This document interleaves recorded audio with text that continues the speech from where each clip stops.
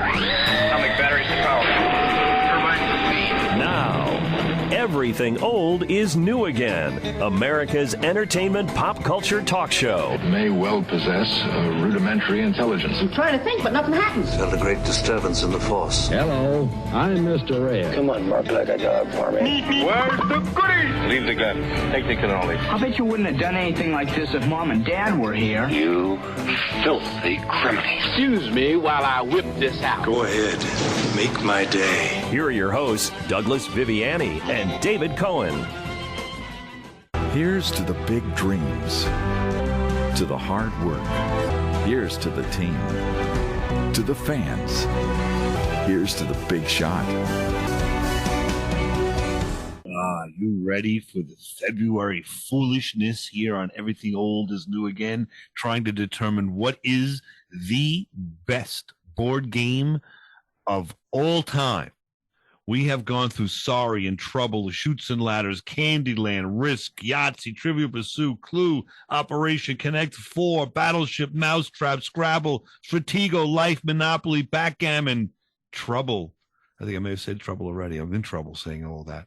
We have determined, and who's we, by the way? We're here with the champion himself, David Cohen. How are you?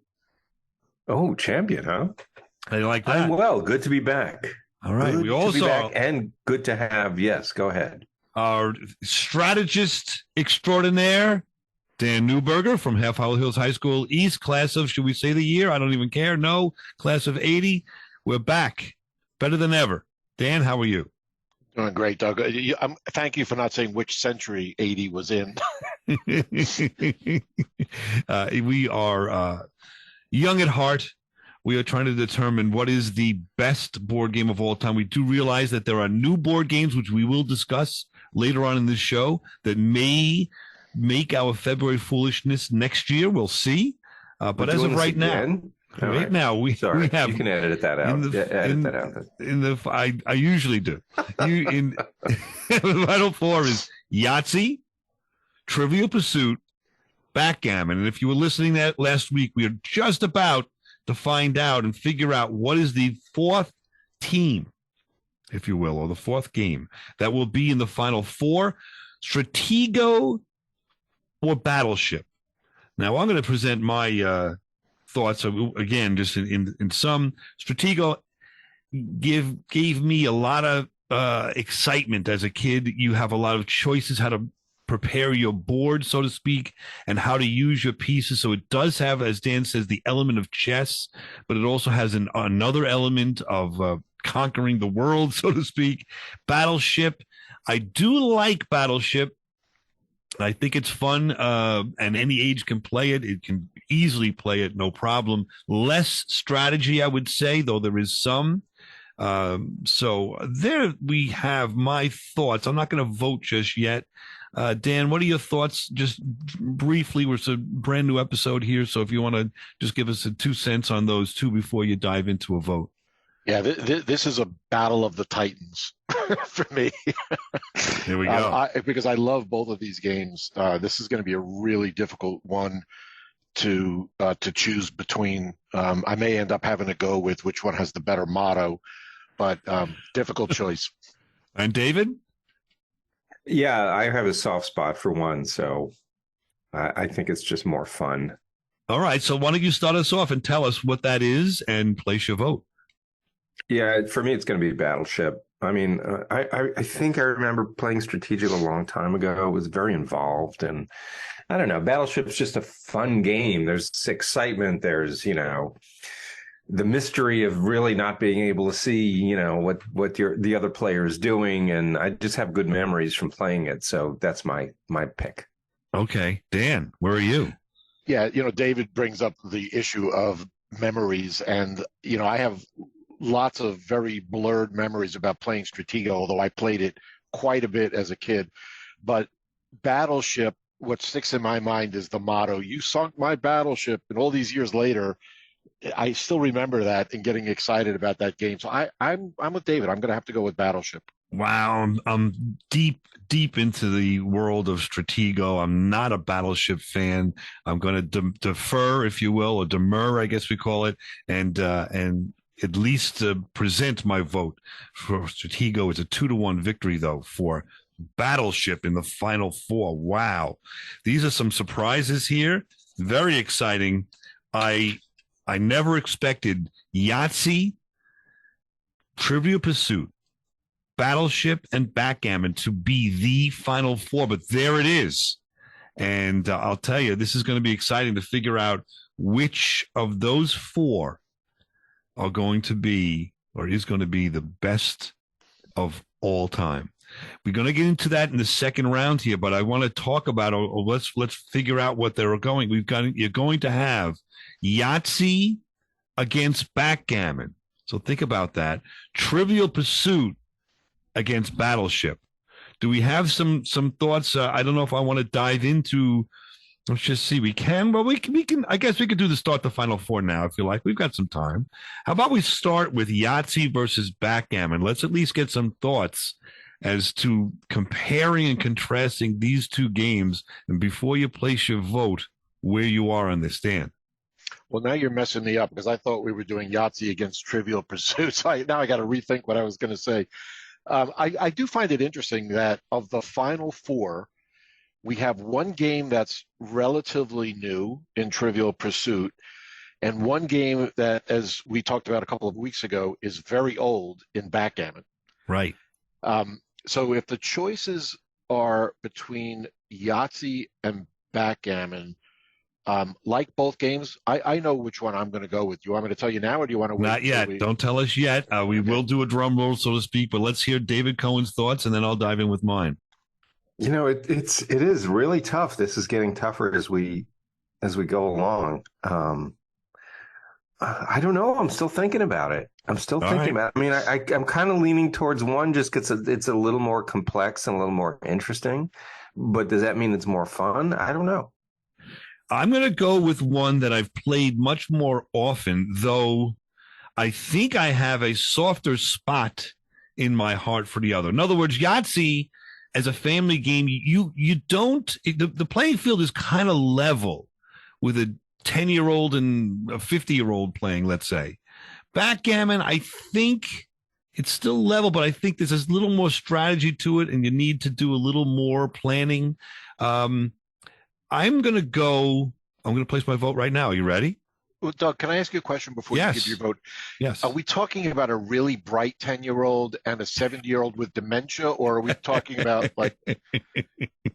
Well, I'll put it this way. It doesn't matter because as far as I'm concerned, Backgammon, everything old is new again, if you will. Backgammon is my winner of Yahtzee versus Backgammon. There's one vote in. Who wants to place the next vote? Oh, wait, it's Yahtzee versus Backgammon? Oh, yes. God. Wait. Okay. Yahtzee okay. All right, so let's defer to Dan for a second while you kind of get your thoughts together. Yeah. Dan, where are you on this? Yeah, both fun games to play. I would say that the game that I'm going to go with has great longevity, and there's likely a reason that it has been played for so many years. Plus, you can have a cool carrying case to carry the game around. So I'm going to have to go with Backgammon. I like it. Good. David Cohen, you certainly are now outvoted. But you go. I did already. My vote was Backgammon. Okay, yeah. Let's make it a clean sweep then. Backgammon. All right, there we go. All right, so Backgammon is in the finals. Interesting. A game that, what do you remember the date? I think it was it around like 3000 BC? Was that the date of Backgammon? Something like that. Holy smokes. It's an old game. We talk about 5,000-year-old game is in our final There's got to be something to it, right? I mean, think about that. That's really a sick thing to think of. 5,000 years. It's still a popular game. That's insane. Yeah, that's over the top. I'm really interested in that. That's wow. Out of all the games that have been invented since then, but it hasn't won yet. It's going to go up against either Trivial Pursuit or Battleship now. Those are two monsters of games, if you will, two real behemoths in the modern board game mecca. Let's see what happens when we get back. We'll find out which of those two are in the final, and then we'll have the final. Any final thoughts? We've got 45 seconds here. I don't want to rush the others. So any final thoughts as to where we are? Like what? I'll go this way. I'm very surprised in my world that chess and Stratego didn't go further than they went. Anybody else have any surprises? I'm not surprised about that. Well, wow. yeah. I mean, you have to. These were some difficult decisions to choose between the various games. So, yeah, I mean, you can only have 4 in the final 4, obviously. But there any surprises for you, Dan? Yeah, actually, I'm surprised that Trivial Pursuit made it as deep into the brackets as it did. One of the most amazing things to me is that, given the age of backgammon, and when it was invented, the fact that we remember that game, but we don't remember Harvey Rabinowitz, who invented the game. We'll be back off that thought right after this. Everything Old New Again with the finals of February Foolishness.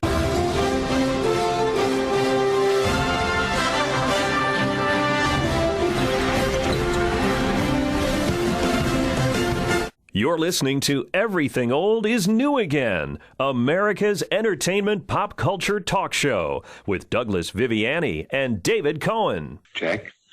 Knight takes bishop. King to rook 2. Queen to king 4. My congratulations, sir. A brilliant coup. I guess another reference to 007 or James Bond. Chess there with, and From Russia with Love.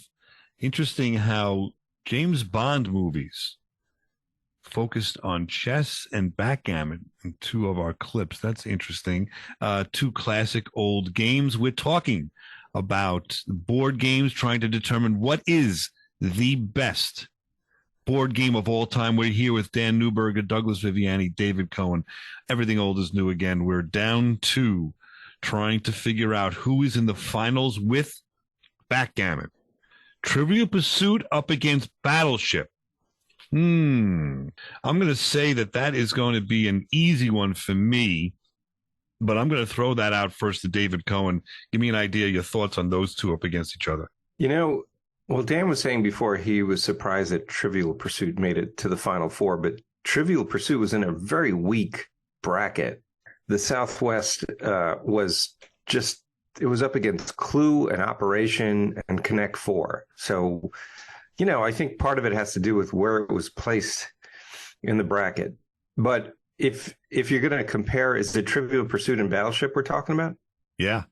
I think it's getting lucky again, Trivial Pursuit, because I guess it's better than Battleship. I'm not thrilled about the decision, but I kind of have to go with Trivial Pursuit. Dan. I'm coming at this from a different perspective. By the way, I agree that the Trivial Pursuit bracket was, it's not exactly the Cinderella, because it was a very weak bracket being up against games like Operation that I just really didn't love as a kid. But I also subscribe to the notion that if you're not prepared to lose every friend you have over a board game, you're not playing hard enough. And Trivial Pursuit, Trivial Pursuit doesn't really, for me, it doesn't fall into that same category. Battleship is one of those games that does hold a place in my heart, just in terms of my recollections of playing that game as a kid. So I'm going to go with Battleship. Isn't that interesting? And I'm going to say this. You're going to be controversial. There's a little emotion involved in these decisions, too, is there not? I think that what you just mentioned, both of you talking about the past and so forth, first of all, the bracket was weak. I agree, although Connect 4 I thought would have done better than it did. Nobody knows what that is, though. Yeah, everyone plays Connect. You start playing it, it's there. But okay, I get you.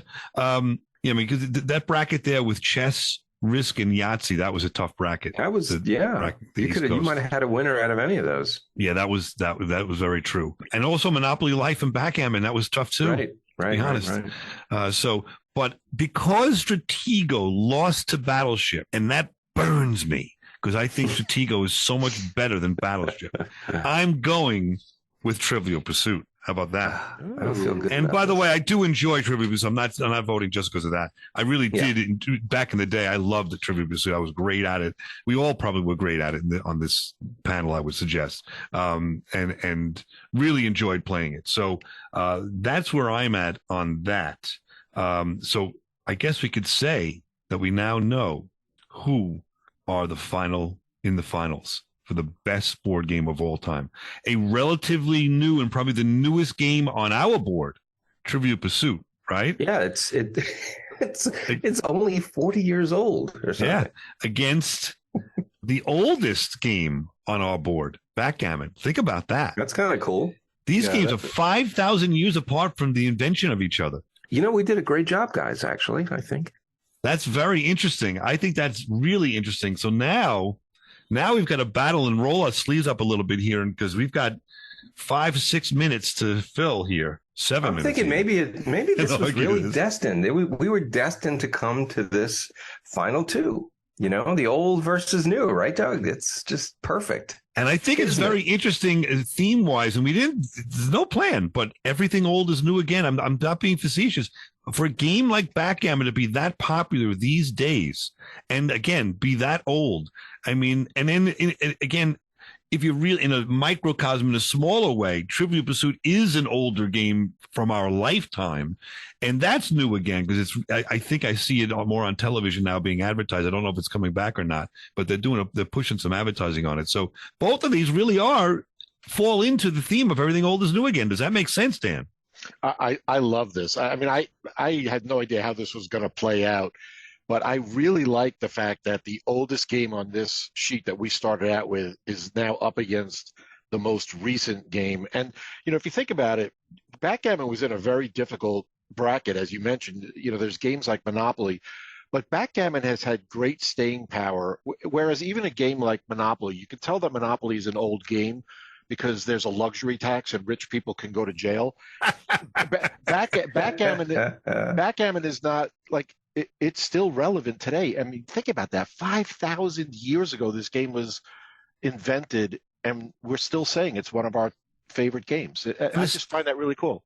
It's still revered in some way too. And I know this sounds silly, but in our pop culture, for it to make an appearance in a movie in 1983, a James Bond series, Octopussy, that was very popular, in our culture, and to have a whole scene devoted to it, and how classy it is, and people betting on it, and gentlemen that are, in our world, we'll translate it to billionaires or multimillionaires back then, betting on playing backgammon. I mean, it's not a joke. Like it was taken seriously in that movie too, if that makes sense.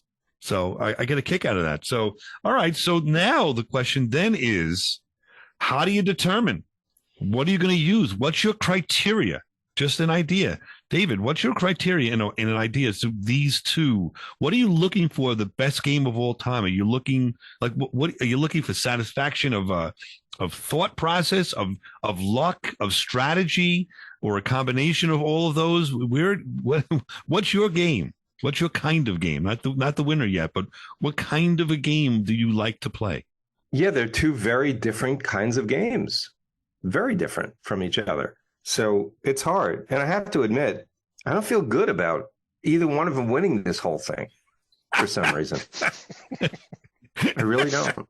I'm getting a little nauseated. I'm a little lightheaded right now. I might have to go off the air for a minute. Why? Do you dislike them, or you just don't feel that they should be revered as the best of all time? I mean, I think it's really cool that they're the final two, like we were just talking about, but I don't feel good about one of these winning at all. So let me ask you this. Take a look at all of them on the board, forgetting the final fours, all that stuff. Yeah. If you were to pick any of these 18 games that we have here, which would be the one that you would say is the best of all time, forgetting the final four? Yeah, I know. Well, there's some games that I think I should say because they're classics, and others I think that I shouldn't say just because they're fun. Well, let's go this way. Personally, for you, you're not voting for the world, so to speak now. Just personally to you, which is your favorite game of this pile? You guys are going to laugh at me, but, I'm coming back to Monopoly for some reason. I don't know why, because it's like, I think when you play Monopoly with people, just the worst comes out. In everyone, right? And any like family dynamics that are like just under the surface really start coming out. And it's an ugly game and it's messy and it takes too long. But for some reason, and isn't that what a board game is all about? Bringing out the worst in people and taking a long time to do it. I don't know why I'm coming to Monopoly, but I can't say I've ever had fun playing it. It's just my neuroses. All right, but I'm going to answer your question. I think the most fun I've had playing a game, I would have to say, is probably Battleship. Is that crazy? Yeah, not crazy at all. Yeah. Well, Dan, what do you go for when you talk about a game? Which do you look for? What's your what are you looking for in a game? Fun, strategy, chance. What's your thoughts? Well, fun is overrated. Who wants to play a game for fun? I mean, obviously it has to be a fun game, but I like games that have some skill and strategy in addition to like a little bit of luck and chance thrown in for good measure. I think I would give you a different answer for the best game versus my favorite game. Like if I was to say the best game, Monopoly would be towards the top of my list, but it would not be my favorite game for the reasons that we've been discussing over the last few episodes. I would actually choose Battleship as my favorite game. Wow. Okay. There's crazy? Nothing wrong with that. I get it. Yeah. You're going to think I'm crazy. Stratego is my favorite game of all of these. So, I guess it is certainly a personal decision, that's for sure, personally. But then I think there's a different lens you're looking at it when you say, what is the best game of all time? That backs you up from your own perspective, I think. And don't you think it changes it a little bit where you say, well, I'm not just voting for myself. I'm voting for, overall, what is the best game? I don't know if that changes. It kind of changes things a little bit, doesn't it, Dave? Yeah, I think you're right. I think you're absolutely right. It's like, it's voting with your head over your heart, that sort of thing. Right. Right. And Dan? So it's also, well, I think that there's a lot of nostalgia that gets brought up when you start asking yourself a question like, what's my favorite game, right? I mean, the Trivial Pursuit, I think we were, when that came out, even though it was a while ago, we were at a different stage in our lives. We didn't play that as young kids. And I remember, when I was younger, I would say we had more family-friendly board games with questions like, who murdered this guy with a pipe? And that, the games have changed over the years so much. And it's interesting because I know we're going to talk in a minute about the championship round here of the brackets.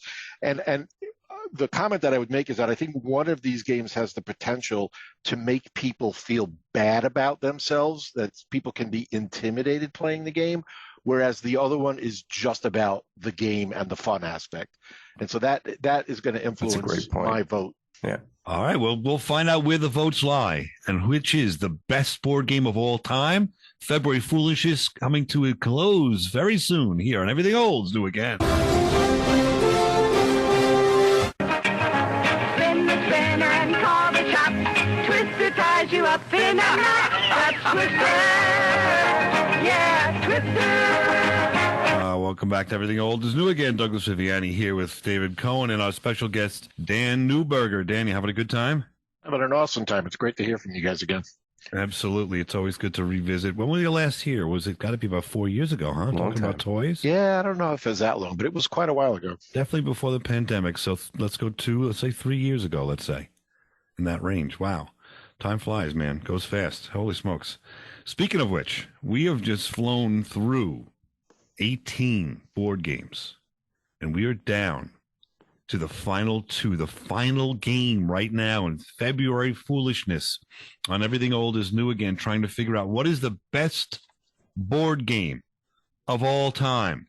Holy smokes. Will we be able to do it? Will you agree with us? Are you already angry with us? David Cohen, are you ready for this final game? Are you? I'm ready. Let's do it. Dan's making notes. Dan's got all kinds. He's taking this extraordinarily seriously, and I really like that because I do too. It's just something that this is some good, clean fun, put it that way, that you don't hear on the radio, and I think will generate some thoughts and interest where people may go ahead and actually have a conversation about this after they hear what our result is. And let's start. Backgammon against Trivial Pursuit. As we've said, backgammon is a game that's a game for the ages. It's been around for 5,000 years.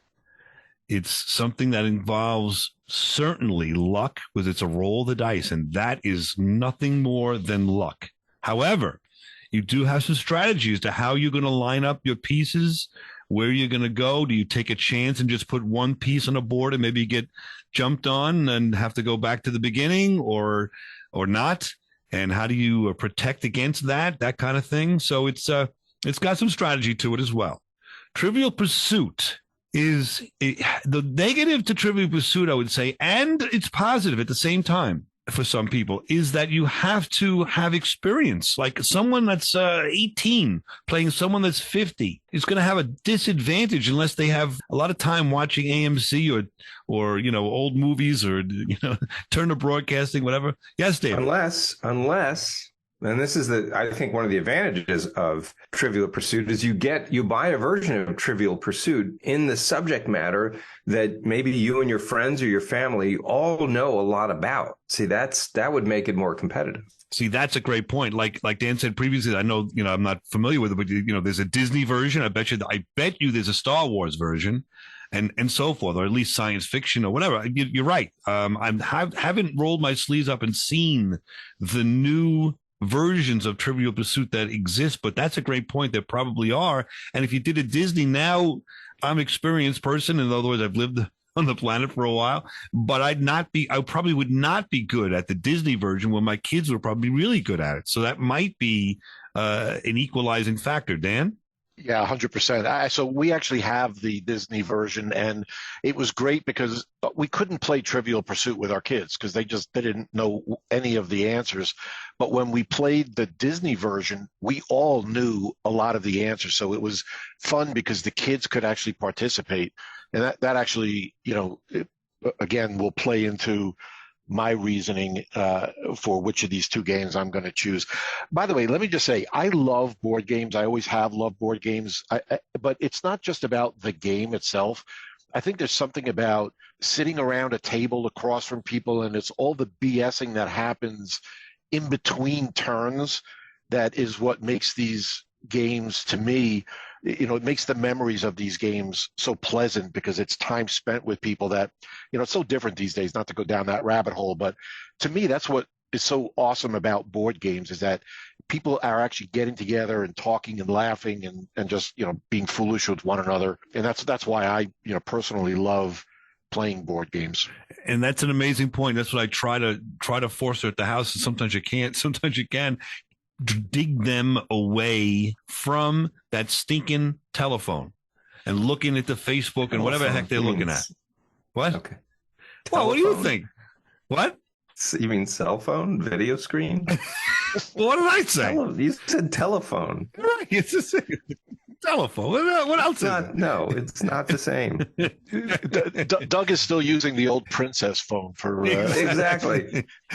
My phone's in a box. I don't know what you guys are talking about, but remember that first one? Phone in the bag. There you go. That's the princess phone. I had a Motorola StarTAC flip phone that you had to literally pull the antenna out of the top.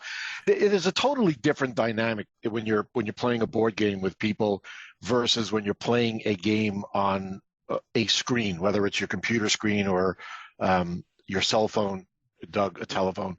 I mean, like, you can play a lot of the games that we talked about on your computer screen against the computer, but it's not the same. Like, a computer once beat me at chess, but it was no match for me at kickboxing. It's a totally different dynamic when you're sitting across the table from somebody. I agree, and I'm on board with that. So that does come into play as well, and that's I think board games are still thriving, and we'll go through this in section 4, the last section of our show here, where there are some new board games that are doing very well. With a certain segment. I don't know that everybody does it, but I think once you play a board game, you're going to dive in and you're going to enjoy it. You're going to want to play it again and again. I think it's just something that you need to, you got to get in the waters. You got to put your toe in the water. So speaking of that, what is the best board game of all time? Backgammon, Trivial Pursuit. Who wants to go first? No one does. Yeah, I'll start us off. All right, so I this is a very personal choice, and I suspect that all of your listeners are likely sitting there thinking about games that should have been on this list because it's their favorite. How could they have forgotten about, fill in the blank? And they'll probably have a different choice than no matter what of these two games we end up choosing. But I think based on a couple of things. First of all, the longevity. I'm impressed that backgammon has made it to our top 2 list just by virtue of how long people have been playing that game. I think the ability to play is also something that has to be considered, meaning like we were talking a few moments ago about how our kids really couldn't play Trivial Pursuit because how would they know about, what was going on in the 1960s or 70s? And I do think, as I've mentioned before, that game can have a tendency sometimes to make people feel bad about themselves, which is not exactly the purpose of a game. So to me, and I'm surprised that I'm going to give you this answer because I would not have thought going in that this would have been my top choice for games. But if it's a choice between Trivial Pursuit and backgammon, the old man wins here. I go with backgammon. How about that? Holy smokes. David All right, Cohen. we've got one vote in. One vote in. David Cohen, where are you on this? You can argue that Trivial Pursuit is not really a board game because I know there's a board and I know there's pieces, but it's really just about, for the most part, who guesses the right answers, right? It's like going into a bar and trivia night and playing a trivia game that way. But, I'll let that go for a minute. But I think that, one of the big factors I've been talking about is like the hurdle of knowledge that you need to play the game, like prior to. And I think that has a lot to do with it. So for that reason, I agree with Dan, and I can't believe I'm saying it either, but backgammon. Wow, how about that? And I'm going to demur, and I'm going to say that Trivial Pursuit, clearly and by far. Well, it's obviously your favorite game. That's all you've been talking about. All of these shows. You the love last Trivial 8 Pursuit. years. It's not a surprise. and I would not have voted this way had I not realized and been told, and I enjoy the fact that there are many other versions of the card packs that you can get to equal the field so that you can play Disney or Star Wars or whatever the heck it might be. Music, I'm sure they have for that. I'm sure they have it down by decades and all that. And we're not always talking about playing with people that are, children as well. We do play these games with our contemporaries, as Dan is saying as well. I mean, you're saying both things, but the idea is you do play with the contemporaries as well. So I don't mind making my contemporaries feel like they're fools. No, I'm kidding. The idea, it is kind of a fun thing because I think with Trivial Pursuit, all of us don't know all the answers. So, I don't think I would be ever nasty, but I would say I know that one, but then I could certainly be put into the corner and miss another one that someone else gets and they get a thrill out of that in some way. So I understand your point of view. I get it. But I don't like games of chance. How about that? So I'm going with Trivial Pursuit. But regardless, our winner is backgammon that stood the test of time of 5,000 years and is Everything Old is New Again's fantastic, unbelievable board game of you can't even say century, of all time. It is the best board game of all time. That's what we come to. We'll be back right at this. Everything Old is New Again. Continue discussing board games and follow up with some after game recap. Right here. Isn't it fun watching them cut down the nets? It's great. It's my favorite part of this.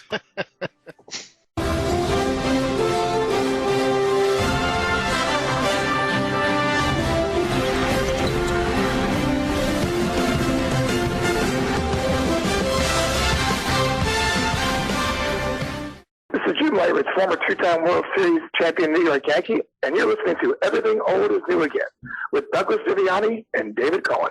Hi, this is Rod Carew, and you're listening to Everything Old is New Again. Hi, this is Marion Redding, and you're listening to Everything Old is New Again. Hi there, this is Earl Monroe. You're listening to Everything Old is New Again. There we go. A bunch of champions that have been on Everything Old is New Again. They're all coming aboard to celebrate the new old champion, if you will, of board games, backgammon.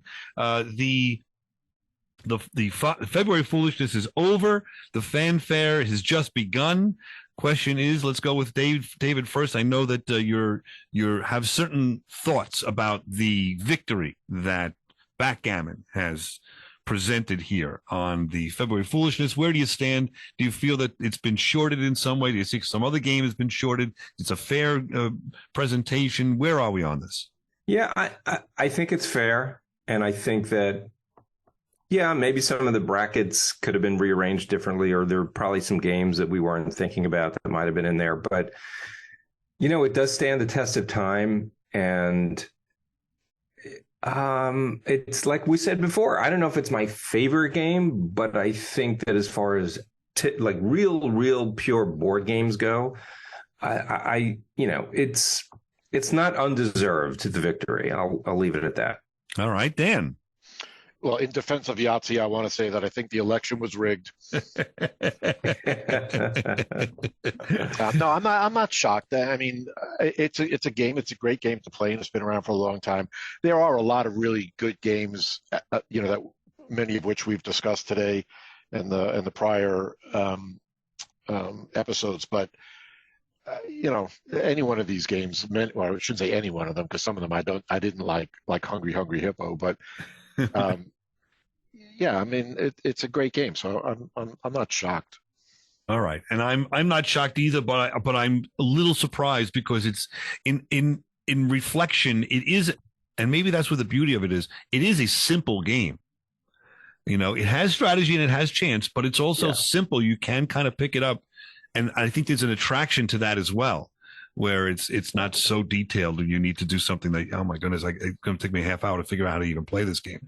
So, and I was a member, I mean, in college, I remember being at the Rat, and there was an afternoon or Friday afternoon, there was a backgammon tournament, and many of my buddies and I went down there and participated in a backgammon tournament at 19 years old. So it's timeless in some way. I mean, we got a kick out of it back then. We still play it now. And of course it's been around for 5,000 years. So there's something to it. We'll go that way with it. So Doug, and David, same question for you. I'm curious to know, of all the games that we have spoken about, what of those games was the most recent one that you played, and how long ago was it? Because as I think about it, there are a lot of other games now that I play, and none of those ones are on my list. And that's what I want to dive into. I played a Catopoly with Leo and Angelica last weekend, so it's a form of Monopoly. David? Probably the last one I played was Scrabble. Yeah. We've played Scrabble recently too as well. That's a good one. What we have played is, I'm going to throw some out there, and I'm not going to even get into the details of them right now, but let me throw some new ones that I've seen that we've played some of these. Exploding Kittens, Poetry for Neanderthals, Trekking the World, Do You Really Know Your Family, Tacos versus Burritos, Throw a Burrito, and Ticket to Ride. Any of those ring a bell to anyone? Dan? Not me. Not a single one. There are a couple of games that I would throw out there, but I think they're probably more, I'll call them adult games, not adult. Well, let's hear them. Let's see what's going on. Well, so Cards Against Humanity, I think, is a riot. It's sort of a combination of, remember Mad Libs? It's sort of like Mad Libs meets charades. And there are expansion packs. It's not a board game, but it's cards. Absolutely hilarious game. We've played it with our kids, which has made for some uncomfortable conversations, but there's always a lot of laughing.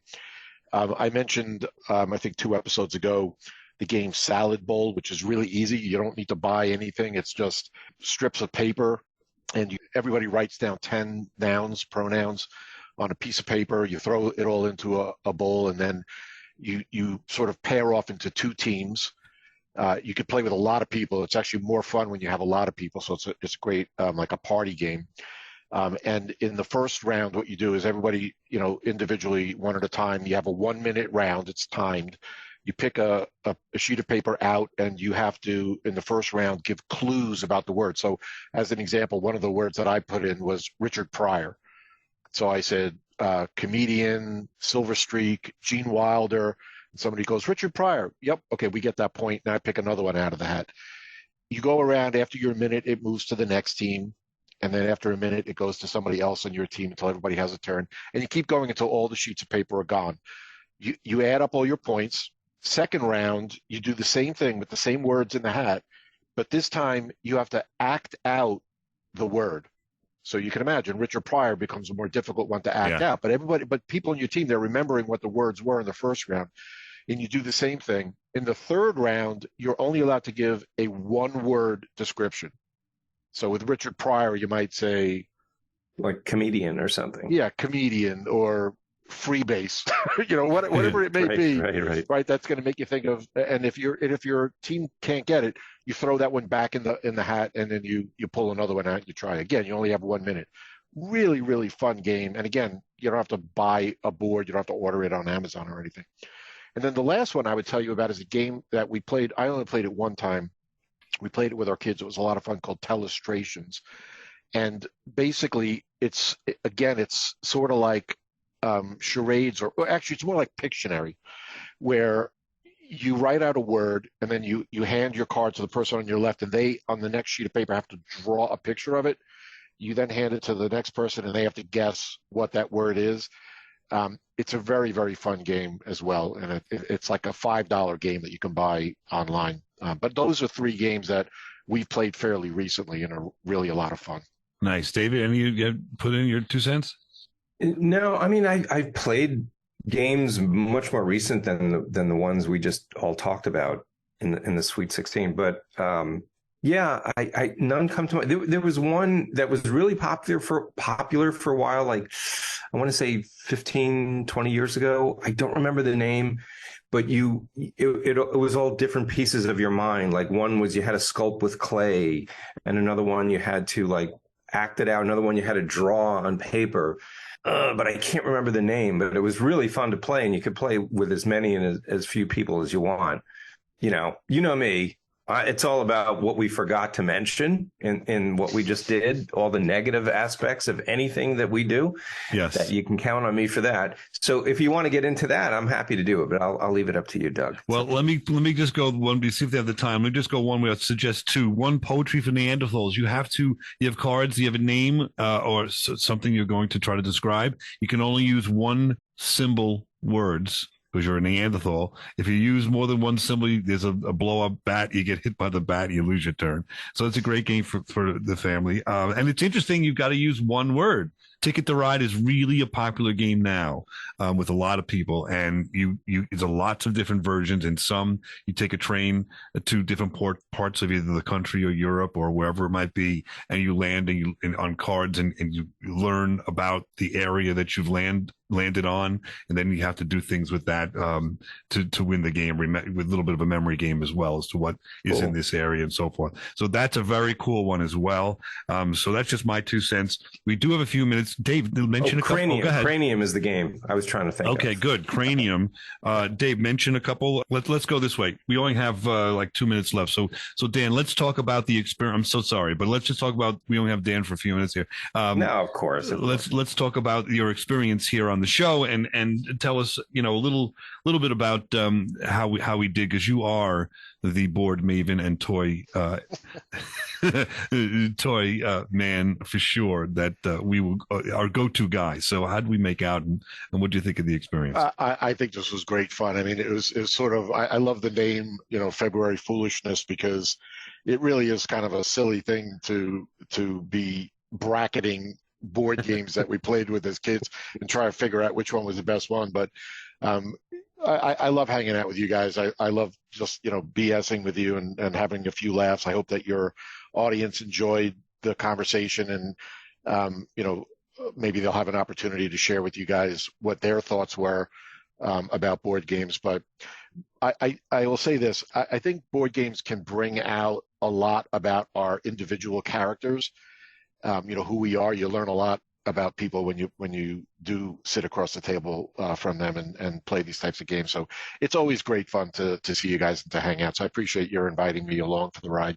You're always welcome back. And I would suggest this is just going to be pie in the sky. Maybe we can do this where we try some of these games that have been mentioned that we didn't participate in, in the February Foolishness. And maybe, let's call it a year from now, revisit and just off the cuff instead of all, tied up with the clips and everything else. Now we could talk. Let's just talk about games in general or experience that you've had over the last year with some of these new games. Maybe we can explore the new games in more detail so we can catch up to speed now and see what you and David and I might suggest to play. So let's try to, you do it anyway, but I'm going to try to devote my time to a little bit more board games and see if we can develop some kind of a camaraderie next year, maybe around this time. How's that sound?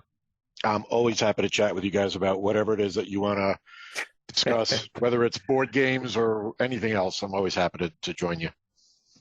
Sounds good. David, any closing Dan, thoughts? all I can say is it's always a better show when Dan is on with us. So thank you, Dan, for your contribution. Always great talking with you. And off the scene, so to speak, there are comments that come every so often from Dan about the various shows that we do and the stories and whatever else we're doing. And so it's always great to get feedback and to see that we're putting a smile on someone's face anyway. and we're so happy to have you back. We'll definitely do this again. And you listening, how about you do this again next week? Come on back and we'll continue all the fun, thrills, and adventure of everything old is new again. Thank you, Dan.